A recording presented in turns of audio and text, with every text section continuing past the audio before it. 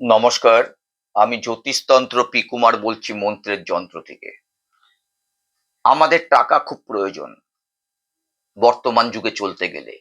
তার জন্য দরকার সৌভাগ্য। আর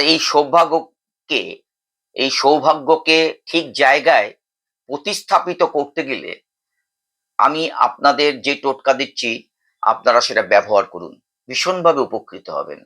যারা পারবেন তাদের জন্যই বলা। সবার বাড়িতে সেরকম জায়গা নেই।